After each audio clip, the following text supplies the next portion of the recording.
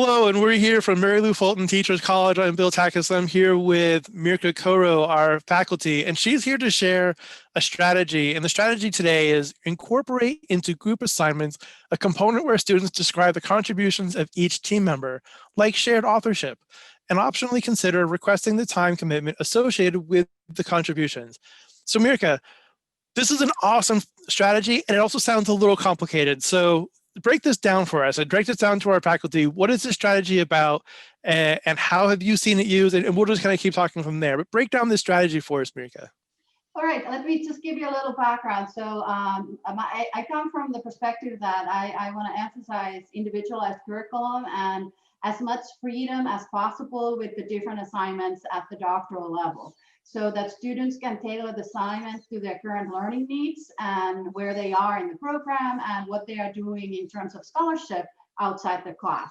So make those connections, which then means that we need to have more flexible curriculum and flexible assignments.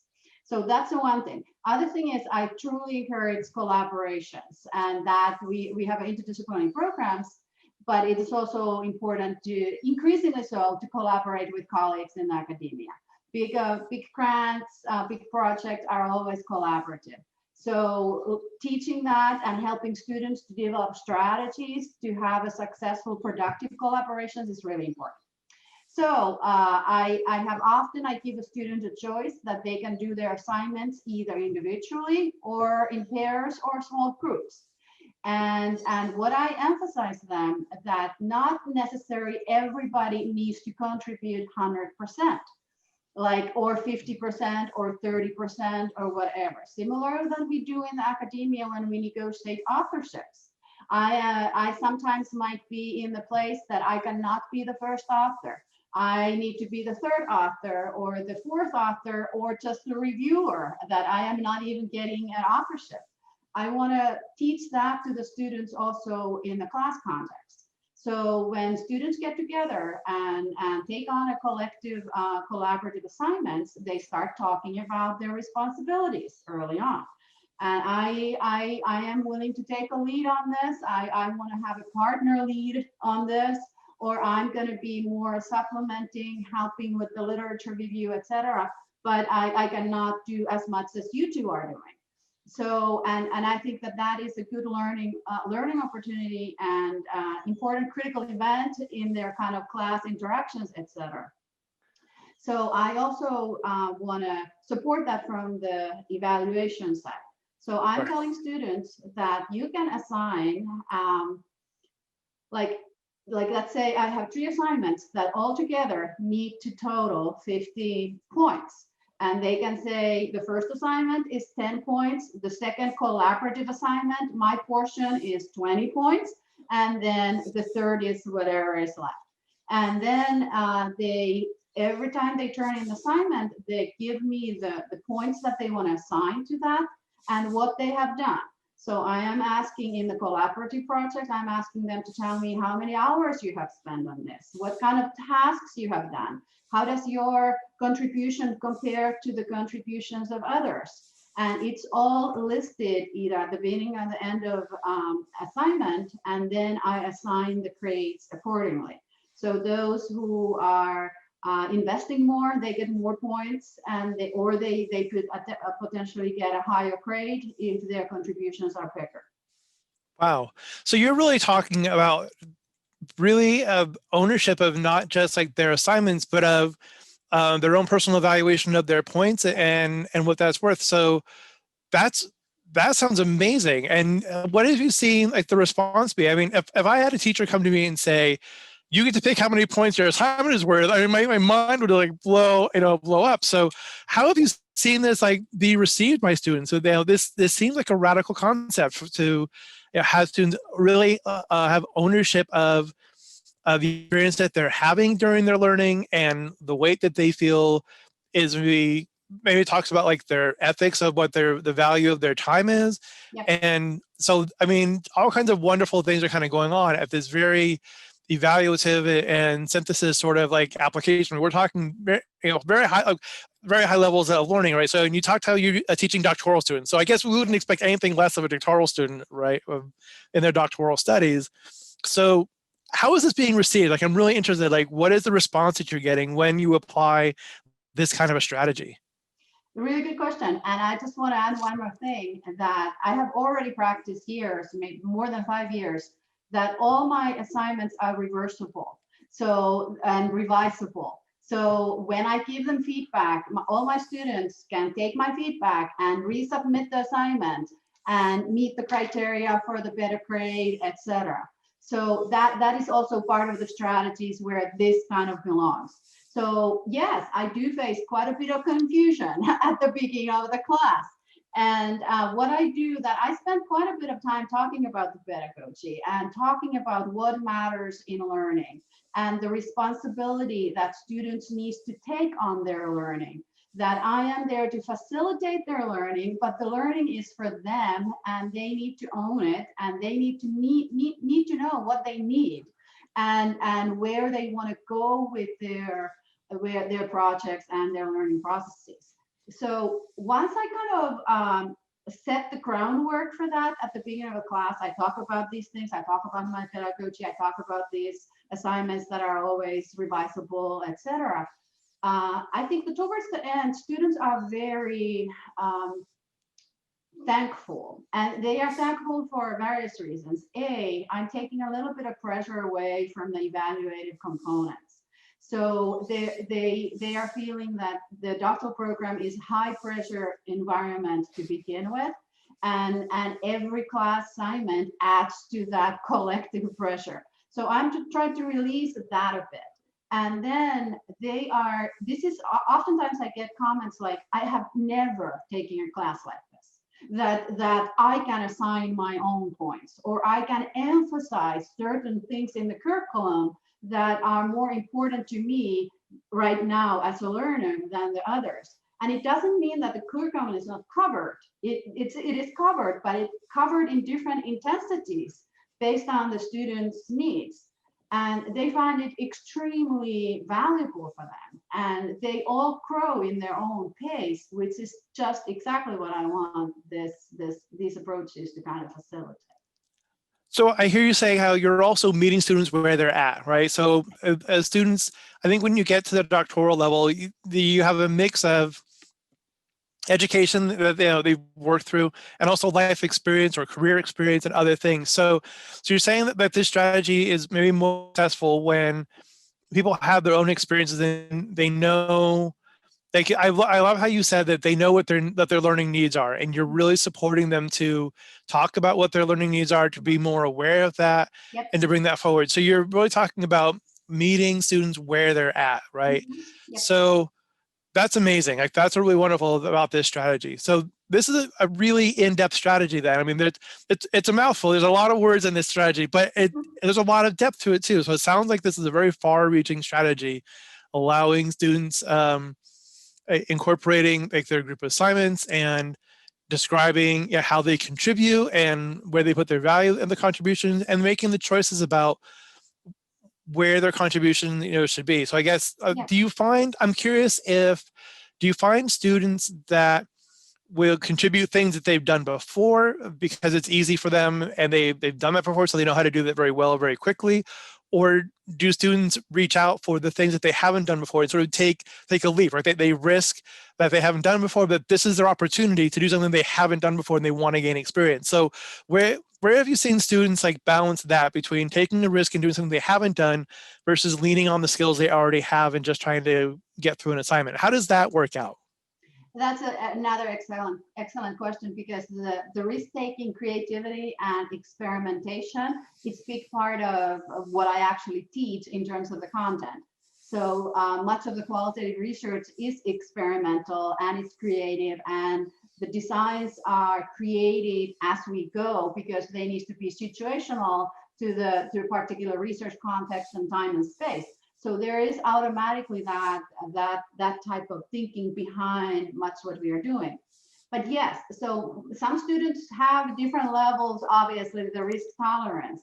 And even though I'm trying to create a space where risk taking is valued and it's low stakes, And I talk also about how important it is to take risks in your doctoral programs and in your classes, because you might have even higher risk stakes environment when you get into your tenure track job, etc. So this is a perfect place to take risks. And if I see that students, and I allow the, for example, the first assignment or the first 2 assignments in the class to be following some patterns that they have created in the past. But I pretty quickly, I see that that is happening, and then I will have a conversation with the student. I'm not requiring them to say, you need to completely step out and do something else. But I'm trying to coach them little by little, like little steps, little turns that they can take that moves away from their perfect comfort zone and kind of starts to explore things. And the assignments are often so open-ended that it is really hard to also fit it in the potentially quite scripted past things that they have done. So now I give them that you have to take a concept and utilize that. So even though they have done interviews before, now they have to integrate a concept of movement into the interviews, and they have to do something else with the interviews as they have come to know them. Okay. So and towards the end, I am trying to, when I see the progression of their assignments throughout the semester, I will try to get them to the space towards the final project that it is doing something else. And I highly encourage them to, if you have done interviews in the past, do something else now so that you can experiment. And I give them tools, and I give them options, and I give them resources. So I just don't let them there to figure out, okay, where I'm going to go now because I have done only this one thing in the past. But they have actually pathways that they can choose. That's terrific. So if faculty are watching this right now and they're intrigued by this strategy, and they think, all right, Moira, you've convinced me, or Mirka, you've convinced me. How do I implement this? So if you were to give some words of advice to faculty that watch this strategy and they say, okay, I'm going to take a risk on do this, what kind of direction or encouragement can you give to them? It sounds like there's a fair amount of setup work, a lot of preparation. There's a lot of coaching that you're doing along the way. So what tips would you give faculty to implement this strategy? One thing is that we have to take risks as faculty. so this is something that every time I have a new class, even though I have a set of strategies that I would like to implement, I need to modify them to the new class. So, and I think every semester some things work out very well and some things don't work out so well. But then I'm kind of reflective of that. And I know that next time when I'm potentially introducing this type of assignment, there's the feedback that I have got in the past that I keep in mind and try to modify it accordingly. So we have to take risks and then also be flexible. It could be that when you are taking those risks and trying those new pedagogical tools that they fail.